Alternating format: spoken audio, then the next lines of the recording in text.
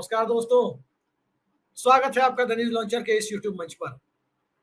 दोस्तों, बिहार में ईडी की बड़ी कार्रवाई चल रही है और ईडी की कार्रवाई नीतीश कुमार के चहेते आईएएस ऑफिसर के ऊपर, एक पूर्व विधायक के ऊपर आखिर ईडी अचानक एनडीए शासित राज्य के अफसरों के खिलाफ कैसे हो गई है? क्या नीतीश कुमार एनडीए गठबंधन में अब रहने वाले नहीं है और इसकी भनक लग चुकी है? ईडी की कार्रवाई बिहार में कब कब होती रही है, उस पर हम संक्षेप में आपके साथ अभी जल्द आपको बताएंगे पूरी बात। लेकिन सीधे चलते हैं इस मामले की तह तक पहुंचे वरिष्ठ पत्रकार और राजनीतिक विश्लेषक ऋषि मिश्रा जी के पास। ऋषि जी, बहुत बहुत स्वागत है आपका। और जिस प्रकार से ईडी की कार्रवाई और ईडी का आज की तारीख में जो कहा जाता है कि ये सरकार के तोता है, और अशोक वानखेड़े जी तो कहते हैं कि ये टॉमी है, जब सरकार कहता है छू तो ये छू करता है, फिर अपने मान में घुस जाता है। तो ये टॉमी जो सरकार का है ईडी, उस ईडी की स्थिति ये है कि आपको याद होगा कि जब चर्चा चल रही थी कि नीतीश कुमार 2020 के चिराग मॉडल का बदला लेने पर उतारू हैं और वो भारतीय जनता पार्टी का दामन छोड़ रहे हैं, तो राजद नेता भोला यादव तक ईडी पहुंच गई थी, याद है ना? उनकी गिरफ्तारी हो गई थी और लैंड फॉर जॉब का मामला खोल दिया गया था। अमित कात्याल वहां तक पहुंच गई थी। जब नीतीश कुमार चले गए इंडिया गठबंधन के साथ, और तब नीतीश कुमार को वापस लाने के लिए मजबूर करने की तैयारी चल रही थी, तब तो आपको पता ही होगा कि किस तरीके से गब्बू सिंह और कारू सिंह जी को जेडीयू के दो बड़े नेताओं का करीबी माना जाता है, वहां तक ईडी पहुंची। जेडीयू के एमएलसी राधाचरण सेठ तक पहुंच गई और कहा जा रहा था कि बिहार में नौकरशाही पर पूरी तरह से अपना नियंत्रण रखने वाले एक अधिकारी जो नीतीश कुमार के बेहद करीबी है, वहां तक पहुंचने की तैयारी थी। और इन सब ने एक तरह से राजनीतिक तौर पर मजबूर कर दिया नीतीश कुमार को कि वापस एनडीए गठबंधन का रुख करें। हालांकि नीतीश कुमार के ऊपर भ्रष्टाचार के आरोप दूर दूर तक नहीं है।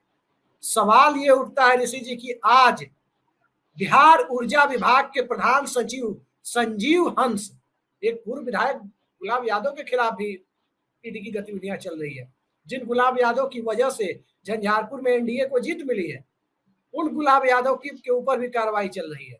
सवाल यही है ऋषि मिश्रा जी, संजीव हंस, ऊर्जा विभाग, किसी भी राज्य में कहा जाता है कि ये मोटी और गाढ़ी कमाई का माध्यम माना जाता है बिजली विभाग को। संजीव हंस ऊर्जा विभाग के प्रधान सचिव हैं, एक जमाने में रामविलास पासवान के पीए हुआ करते थे, वरिष्ठ आईएएस अधिकारी हैं, और एक बार एक दुष्कर्म के मामले में भी उनका नाम, कथित दुष्कर्म के मामले में उनका नाम उछला था। अब वो बिहार में बेहद पावरफुल पद पर है, जहां पानी की तरह पैसा बहता है, उस विभाग में है। कभी प्रत्यय अमृत यहाँ हुआ करते थे। कारण क्या है कि नीतीश कुमार के चहेते आईएएस ऑफिसर, क्योंकि चहेते नहीं होते तो यहाँ बैठते नहीं इतने महत्वपूर्ण विभाग में, उन तक ईडी पहुंची है। 21 ठिकानों पर रेड हो रही है, क्या कारण? बिल्कुल आपने सही कहा। झंझारपुर, मधुबनी सहित पटना सहित हिंदुस्तान के 21 अलग अलग ठिकानों पे छापामारी हो रही है। पुणे से लेके मधुबनी, पटना, हरियाणा, पुणे में भी छापेमारी हो रही है। हाँ, पुणे में भी छापेमारी हो रही है। गुलाब यादव का और इनका जो है ऐसा कहा जा रहा है कि कारोबार जो है पुणे में भी है। पुणे में भी कई ऐसे प्रोजेक्ट या घर हैं इन दोनों के। गुलाब यादव बहुत ही ताकतवर नेता है। मैं आपको बता दूं, उनकी पत्नी अंबिका यादव वर्तमान में निर्दलीय एमएलसी हैं और उनकी जो पुत्री है वो मधुबनी जिला परिषद के अध्यक्ष हैं। सवाल ये उठता है गुलाब यादव और चर्चित आईएएस संजीव हंस का रिश्ता क्या है, रिश्ता क्या कहलाता है, क्योंकि दोनों के बीच में एक गठजोड़ है। और जो ये ईडी की जो कार्रवाई हुई है मनी लॉन्ड्रिंग से संबंधित है, ऐसा सूत्रों का कहना है कि ट्रांसफर पोस्टिंग के भी कई कागज मिले हैं। सवाल ये उठता है कि देखिए, सबसे बड़ा इस पूरे डेवलपमेंट को दो भागों में देखना चाहिए। एक तो करप्शन का मामला है, एक इन पे रेप का भी मामला है, दूसरा पॉलिटिकल मामला भी मुझे देखने को मिलता है। क्योंकि सवाल ये उठता है कि संजीव हंस उन आईएएसओ में है जो नीतीश कुमार के नाक के बाल बने हुए हैं। 4-5 ऐसे आईएएस हैं जो नीतीश कुमार के बहुत बेहद ही करीबी हैं। और ये संजीव हंस के बारे में तो ऐसा कहा जा रहा है कि नीतीश कुमार के बहुत ही करीबी आदमी है, नाक के बाल है। और इस नाक के बाल संजीव हंस पर ईडी का कार्रवाई होना तब जब नीतीश कुमार के सपोर्ट से केंद्र की सरकार चल रही है।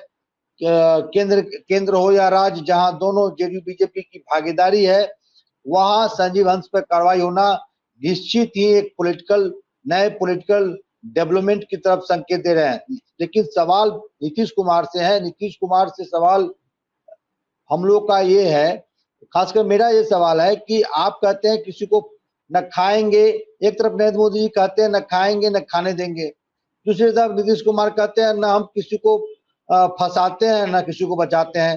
तो सबसे बड़ा सवाल ये है कि नीतीश कुमार जी, आप पुलिस महकमा के सबसे बड़े मुखिया हैं। मुखिया कहने का अर्थ कि आप गृह विभाग आपके जिम्मे है। जिस गृह मंत्री गृह विभाग का जिम्मा मतलब गृह मंत्री ही हुए। सवाल ये उठता है अभिषेक जी कि जिस औरंगाबाद की महिला ने गुलाब यादव और संजीव हंस पे के आरोप लगाए थे, उस महिला का ऐसा दावा है कि संजीव हंस और गुलाब यादव पुणे के किसी 5 स्टार होटल में ले जाके उनके साथ किया, जैसा उस महिला का आरोप है। महिला जो है दर दर भटकती है। केस आप समझ सकते हैं संजीव हंस और गुलाब यादव इतने ताकतवर हैं कि पटना के किसी भी थाने में एफआईआर दर्ज नहीं होता है, तब वो महिला दानापुर कोर्ट में जाती है, वहां से भी केस खारिज करवा दिया जाता है, तब वो पटना हाई कोर्ट की शरण में वो महिला जाती है, केस रजिस्टर होता है। और सबसे इंटरेस्टिंग चीज ये है कि पटना पुलिस अपने सुपरविजन में ये माना कि संजीव हंस पे जो आरोप है वो सही है। उसके बाद कार्रवाई नहीं होना, तब जब नीतीश कुमार के जिम्मे गृह विभाग है, पुलिस महकमा के सबसे बड़े सुपर बॉस यदि कोई है तो नीतीश कुमार है। एक तो मुख्यमंत्री भी है, गृह मंत्री भी है राज्य के। तो संजीव हंस को कौन बचा रहा था? तो जो नीतीश कुमार कह रहे हैं ना हम किसी को बचाते हैं ना किसी को फंसाते हैं, तो ये संजीव हंस उसके बाद, मैं आपको आश्चर्य होगा, दर्शकों को बता दूं, उसके बाद आप संजीव हंस एक तो अभी वर्तमान में ऊर्जा विभाग के एसीएस हैं, बिहार राज्य विद्युत बोर्ड जो कंपनी है उसके डायरेक्टर हैं, और उससे पहले पीएचडी विभाग के अतिरिक्त प्रभार भी दिया गया था उनको। उनपे कई आरोप है। स्मार्ट मीटर वाला जो मामला आया था वो भी इन्हीं के कार्यकाल में हुआ था। नल जल योजना में जो बड़ी धांधली और गड़बड़ी का जो मामला जब आया था, तो यही उस समय पीएचडी डिपार्टमेंट के एसीएस थे, इनके पास अतिरिक्त प्रभार था। तो इतने बड़े मैं ये नहीं कह रहा हूं कि जो महिला कह रही है वो सही कह रही है, लेकिन पटना पुलिस के सुपरविजन रिपोर्ट को तो आप मानेंगे। ऐसा नहीं है कि पटना पुलिस उस समय राजद की सरकार थी और संजीव हंस को फंसा दिया गया। पटना पुलिस किसी पॉलिटिकल प्रेशर में काम कर रही थी, और पटना पुलिस के सुपरविजन रिपोर्ट में ये आ रहा है कि संजीव हंस जो चर्चित आईएएस हैं, जो जिन पे महिला ने गंभीर आरोप लगाया, वो सही है, तो फिर कार्रवाई क्यों नहीं हुई? ऋषि जी, हम आज की कार्रवाई पर फोकस करते हैं। मैं उसी पे आ रहा हूँ। देखिए मैं उसी पे आ रहा हूँ। देखिए उससे आप उसको हटा नहीं सकते हैं, क्योंकि उसमें गुलाब यादव भी है, और गुलाब यादव और संजीव हंस के पूरे हिंदुस्तान में किस ठिकानों पे छापामारी हो रही है। और जो ये ऋषि जी, समय कम है, आज की कार्रवाई पर मैं आज के ही कार्रवाई को बता रहा हूं। ऋषि जी, मेरा सवाल ये, देखिए जो घटना आप जिक्र कर रहे हैं, दुष्कर्म वाली घटना, उसके लिए राज्य पुलिस है, उसके लिए क्रिमिनल लॉ है, उसके लिए सीबीआई को जांच जा सकती है। ये मामला ईडी चूंकि इन सब मामलों की जांच नहीं कर सकती, आपको पता है, ईडी आर्थिक अपराध की जांच करती है, जहां पैसे का लेन देन, जहां रुपया घुसा वहां ईडी है। अब सवाल मेरा सवाल सुन लीजिए ना। सवाल ये है कि इस आर्थिक भ्रष्टाचार के मामले पर ईडी की नजर आज ही क्यों पड़ी है? लोकसभा चुनाव के बाद ही क्यों पड़ी है? नरेंद्र मोदी सरकार के लिए नीतीश कुमार की अहमियत हो गई है, तभी क्यों पड़ी है?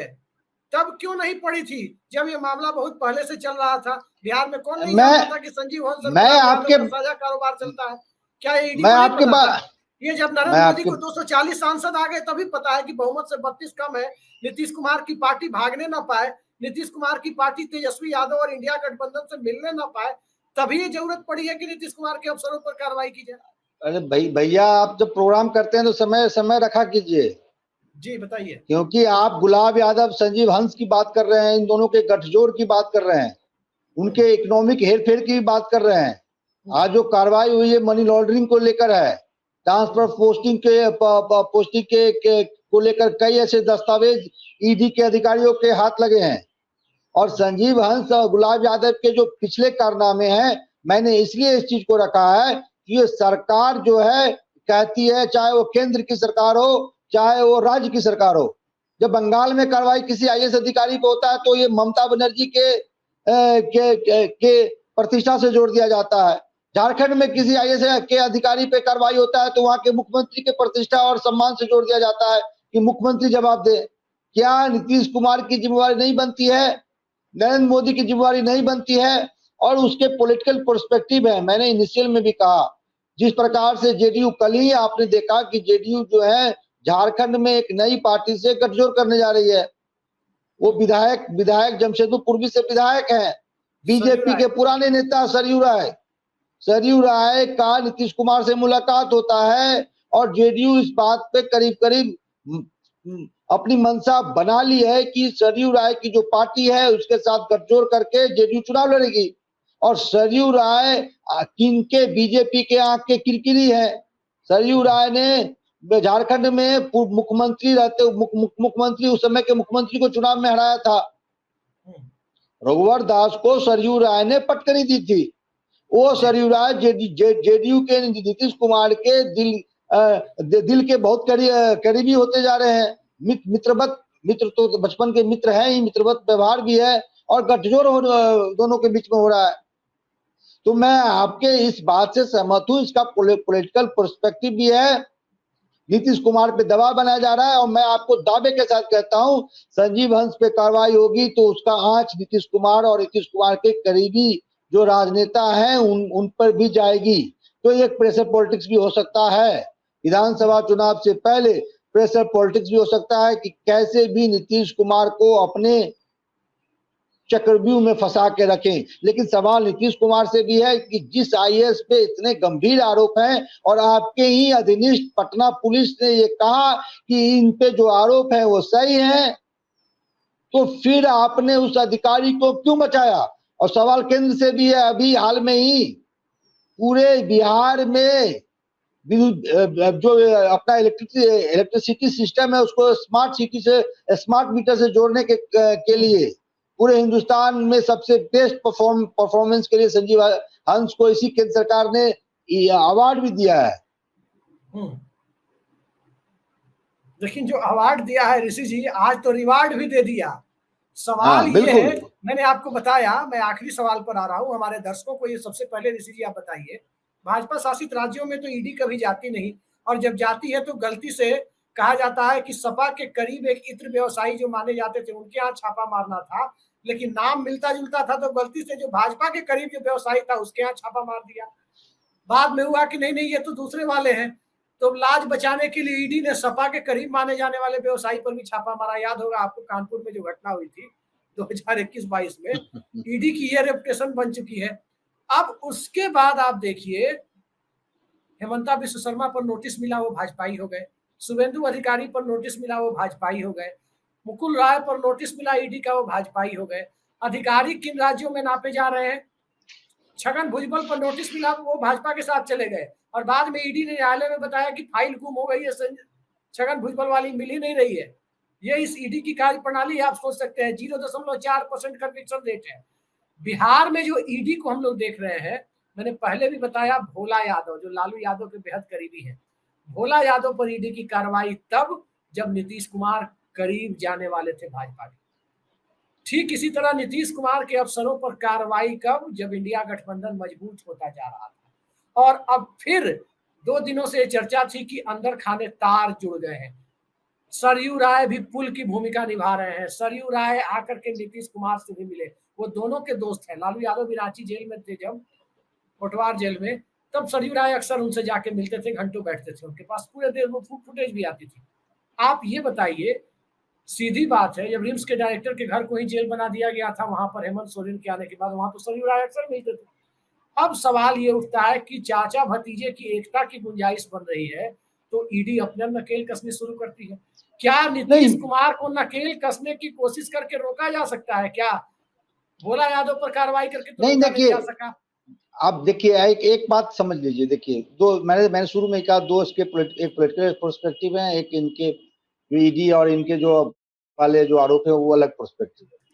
निश्चित ही यदि संजीव हंस पे कार्रवाई किया गया, आपने बिल्कुल सही कहा कि ईडी की कार्रवाई विगत 14 से 24 तक के यदि आप पूरे नरेंद्र मोदी के कार्यकाल को एनालिसिस करें तो 99.99% मैं दावे के साथ कहता हूं कि जितने भी ईडी के कार्रवाई हुए हैं, विपक्ष शासित राज्य या विपक्ष के जो नेता हैं, बड़े नेता हैं, उनको साधने के लिए किया गया है। आपने बिल्कुल सही कहा, ईडी का स्ट्राइक रेट के बारे में कहा, वो बिल्कुल सही है। लेकिन सवाल ये उठता है कि जहां जेडीयू बीजेपी की गठजोड़ की सरकार है, चाहे राज्य और केंद्र में, उसके बाद ईडी का कार्रवाई उस आईएएस अधिकारी के विरुद्ध जो नीतीश कुमार के नाक के बाल है। संजीव हंस उन अधिकारियों में से हैं, उन 5-6 अधिकारियों में से हैं जो नीतीश कुमार के बहुत बेहद करीबी हैं। आप समझ सकते हैं, इतने करीबी हैं, जिनपे इतने संगीन आरोप हैं, फिर भी इनको ऊर्जा विभाग जैसे महत्वपूर्ण विभाग के वो एसीएस हैं, बिजली बोर्ड के वो डायरेक्टर हैं, और उससे पहले पीएचडी विभाग का अतिरिक्त प्रभार दिया गया था। तो आप समझ सकते हैं ये इसके पॉलिटिकल पर्सपेक्टिव भी है। लेकिन देखिए, कोई कोई कोई XYZ आईएएस पे कार्रवाई नहीं हुआ है, ये संजीव हंस पे हुआ है। और संजीव हंस पे यदि ईडी ने कार्रवाई किया है तो मैं दावे के साथ कहता हूं, यदि नीतीश कुमार कोई पॉलिटिकल डेवलपमेंट करने के मूड में है तो इसके छींटे नीतीश कुमार तक जाएंगे, क्योंकि संजीव हंस कोई नॉर्मल आईएएस नहीं है। आप समझ सकते हैं कि जो आदमी इतना करीबी हो, जिस पे पटना पुलिस का सुपरविजन रिपोर्ट हो, कोई और पत्रकार में हिम्मत नहीं है इतना खुल के बोल सके। मैं दावे के साथ कहता हूं, आप किसी भी बिहार के चैनल, यूट्यूब चैनल यार उठा के देख लीजिए कि आज जो ईडी पे कार्रवाई हुआ है, ईडी ने संजीव हंस पे कार्रवाई किया है या गुलाब यादव पे कार्रवाई किया है, उस पे खुल के बोल सके, और संयुक्त रूप से कार्रवाई हुआ है। सवाल ये है, नीतीश कुमार को जवाब देना चाहिए कि गुलाब यादव और संजीव हंस का रिलेशन क्या है। संजीव हंस पे इतने गंभीर आरोप होने के बावजूद भी आप कार्रवाई क्यों नहीं किए? आपने ऐसे महत्वपूर्ण विभाग की जिम्मेवारी क्यों दिया? और आज बिहार में 2 बड़े डेवलपमेंट हुए हैं जिससे नीतीश कुमार को कहीं न कहीं धक्का लगा है। एक संजीव हंस पे जो ईडी की कार्रवाई हुई है, दूसरा मुकेश सहनी जो वीआईपी पार्टी के सुप्रीमो हैं, उनके पिता का नृशंस हत्या कर दिया गया है। 2 ऐसे डेवलपमेंट हुए हैं, उसका नीतीश कुमार और उनके सरकार को जवाब देना होगा। निशाने पर दोनों में नीतीश कुमार ही आ रहे हैं, और कहीं तो कहीं नीतीश कुमार के वोट बैंक को एक तरफ खतरा है तो दूसरी तरफ नीतीश कुमार की सियासत को कमजोर करने की कोशिश है। बिहार में एक दूसरे सेकंड, बिहार में कई ऐसे डेवलपमेंट हुए हैं, नीतीश कुमार को उस पे दम क्लियर स्टेप लेना चाहिए था। मुजफ्फरपुर में बालिका गिरी कांड हुआ, उसमें एक मंत्री का नाम आया, क्या कार्रवाई हुई? आप बता दीजिए ना, क्या कार्रवाई हुआ जी? आपने मंत्रिमंडल से उनको हटा दिया। तो ये ऐसे कारनामे होते हैं। और नीतीश कुमार की जो छवि है, नीतीश कुमार राष्ट्रीय नेता है, कई बार मुख्यमंत्री रहे हैं, वर्तमान में मुख्यमंत्री हैं, केंद्र में मंत्री रहे, पार्टी के अध्यक्ष रहे, और उनकी जो जमा पूंजी है, उनकी छवि है। और छवि में ही कोई आईएएस, चाहे आपका कितना भी चहेता हो, यदि उसमें उस छवि में सेंध लगा रहा हो तो तुरंत कार्रवाई कीजिए, चाहे वो कितना भी प्रिय हो। आखिरी सवाल पर ऋषि जी हम संक्षेप में आपसे जवाब चाहेंगे। ईडी की कार्रवाई जब नीतीश कुमार को ब्लैकमेल करने के लिए होती है तो पूर्व का इतिहास है कि नीतीश कुमार और ज्यादा एग्रेसिव होकर अपने स्टेप ले लेते हैं। 2022 सबको याद है कि कैसे क्या हो रहा था। अब आपको क्या लगता है, जो प्रक्रिया अभी धीमी गति से अंदर खाने चल रही थी कि नीतीश कुमार और लालू यादव की बातचीत की जो खबरें आ रही है, क्या ये और तेज हो जाएगी? और ये सवाल मैं इस परिप्रेक्ष्य में पूछ रहा हूं कि जब भोला यादव पर ईडी की कार्रवाई हुई थी तो माना गया था, कि सबने माना था, ओपनली माना था सारे चैनलों ने, कि अंदर खाने राजद जदयू की जो बात हो रही है उसी का ये नतीजा है। उसके बाद नीतीश कुमार ने अपनी तरफ से इस पर मुहर लगाने के लिए रमजान के महीने में दावते इफ्तार में पैदल चलकर पूरे मीडिया कैमरे को कवरेज देते हुए लाइव के साथ हैंडीकैम साथ साथ चल रहा था अलग अलग चैनलों का। अपने आवाज से पैदल लालू प्रसाद की आवाज पहुंच गए थे कि जो चीज आपको इस बात पर दुख है कि एक तरफ से संदेश दिया था कि आपको इस बात पर रंज है ईडी के पीछे वाली ताकतों को, जिनके हाथ में ईडी है यानी भारतीय जनता पार्टी की सरकार, कि आपको इस बात पर रंज है कि हम पीठ पीछे लालू यादव से बात कर रहे हैं, तो लो देख लो हम खुलेआम जा रहे हैं, घर पर कैमरे के सामने जा रहे हैं। याद है वो घटना, पैदल पहुंचे थे नीतीश कुमार दावते इफ्तार में। देखिए अब आपको क्या लग रहा है आज की घटना के बाद, क्या अब पर्दे के पीछे होने वाली चीजों को नीतीश कुमार उसी पुराने तरह से सामने ला देंगे? क्योंकि एक बात जान लीजिए, नीतीश कुमार वो आदमी है, थोड़ा सा छेड़ा जाएगा तो वो ज्यादा छेड़ देते हैं, और इस बार छेड़ेंगे तो दिल्ली की सरकार भरभरा जाएगी। देखिए 2-3 बातें हैं, एक तो पॉलिटिकल एस्पेक्ट है और पॉलिटिकल कहीं ना कहीं मुझे लगता है नीतीश कुमार पर दबाव बनाया जा रहा है, क्योंकि ये बीजेपी भी समझती है, या जो भी इस एपिसोड के पीछे हैं ये समझते हैं कि संजीव हंस का नीतीश कुमार से क्या रिश्ता है, या संजीव हंस का नीतीश कुमार के जो नंबर 2, 3, 4 हैं उनका क्या संरक्षण है। क्या संजीव हंस इस प्रकार से फंस गए हैं जिसका आज नीतीश कुमार के राजनीतिक जो छवि है उस पर भी असर पड़ेगा। तमाम ऐसे चीजें हैं, लेकिन एक बात तो है कि नीतीश कुमार पे दबाव बनाया जा रहा है, और जेडीयू बीजेपी की जब सरकार है, और पहली बार मैं देख रहा हूं कि जहां बीजेपी जेडीयू की सरकार है वहां ईडी की कार्रवाई होना, वो भी ऐसे अधिकारी के विरुद्ध जो सीएम के करीबी है। तो ये कुछ न कुछ डेवलपमेंट तो कुछ न कुछ तो कह ही रहा है, और हमें शाम तक इंतजार करना चाहिए ईडी पूरा रिपोर्ट क्या देता है, ईडी की कार्रवाई में क्या मिला है, ईडी के प्रेस कॉन्फ्रेंस का भी हमें इंतजार करना चाहिए।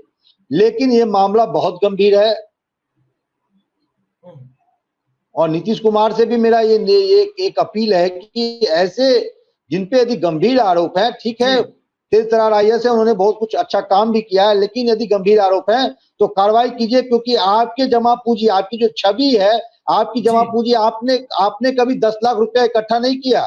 नीतीश कुमार के अकाउंट को खंगालेंगे तो 10 लाख रुपया नहीं मिलेंगे आपको, का घर तो बन नहीं पाया, या नीतीश को सुन तो लीजिए ना, नीतीश कुमार के जेब में आप यदि ढूंढेंगे तो 500,000 रुपया से ज्यादा नहीं मिलेगा। नीतीश कुमार कहीं जाते भी हैं तो कन्यादान 100 रुपया से अधिक नहीं देते हैं, लेकिन आपकी जमा पूंजी जो है आपकी छवि है, और उस छवि में मुझे लगता है कि संजीव हंस पे जो आरोप हैं, ये हम नहीं कह रहे हैं, पटना पुलिस के सुपरविजन रिपोर्ट कह रहा है, आप कार्रवाई कीजिए, और पॉलिटिकल जो डेवलपमेंट है उसको काउंटर करने में नीतीश कुमार खुद सक्षम है, और नीतीश कुमार ऐसा यदि कोई पर्दे के पीछे खेल हो रहा है तो आने वाले दिनों में आप देख लीजिएगा नीतीश कुमार मुंह तोड़ जवाब देंगे। जी नीतीश कुमार मुंहतोड़ जवाब देंगे, लेकिन फिलहाल ईडी तो अपनी मुंहतोड़ कार्रवाई कर रही है। सोचिए, एनडीए शासित राज्य में किसी ने सोचा नहीं होगा कि जिस बैसाखी के सहारे सरकार चल रही है, उस बैसाखी के अधीन काम करने वाले आईएएस ऑफिसर पर ईडी कार्रवाई करेगी। यही है शाह मॉडल, और इस शाह मॉडल को देखिए, इस मोदी शाह मॉडल को देखिए, और इस मोडस ऑपरेंडी को देखिए, तो समझ में आ जाएगा कि एतबार तो सहयोगी दलों पर भी नहीं है, और एतबार नहीं है तो अभी भी हाई हैंडेडनेस के साथ, अभी भी बाह मरोड़ने की रणनीति जो दिल्ली की है, वो दिल्ली की सत्ता भरभरा कर गिरा सकती है। क्योंकि ध्यान रखिए, ये नीतीश कुमार है। नीतीश कुमार से आज तक राजनीतिक तौर पर जिसने भी उलझने की कोशिश की, वो राजनीति की अंधेर गर्दी में चला गया। ये बिहार का ही नहीं बल्कि बिहार के बाहर के लोग भी इस बात को मानते हैं कि नीतीश कुमार से सीधे उलझना, क्योंकि नीतीश कुमार कभी भी सीधी चाल नहीं चलते, घोड़े की ढाई घर वाली चाल जो शतरंज में होती है उसी तरह की चाल वो चलते हैं, और उस चाल में निश्चित तौर पर गुजरात लॉबी शायद हो सकता है, जैसा नरेंद्र मोदी कहते भी हैं कि गुजरात के लोगों को लक्ष्मी की प्रधानता है और बिहार में सरस्वती की प्रधानता है। तो सरस्वती की प्रधानता जहां है वहां के मुख्यमंत्री से कम सतर्क होना चाहिए उन्हें, और ये कार्रवाई एनडीए गठबंधन के लिए अच्छा संकेत नहीं है। आज की इस बेहद सार्थक चर्चा में जुड़ने के लिए ऋषि मिश्रा जी आपने समय निकाला, बहुत बहुत धन्यवाद आपका। नमस्कार।